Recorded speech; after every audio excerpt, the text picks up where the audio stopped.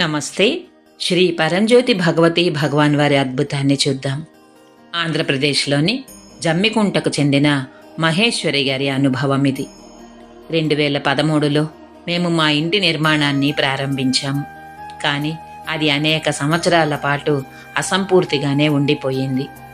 మేము పనిని ముందుకు తీసుకువెళ్ళడానికి ప్రయత్నించిన ప్రతిసారి ఏదో ఒక ఆటంకం ఎదురై దానిని పూర్తి చేయకుండా మమ్మల్ని నిలువరించేది.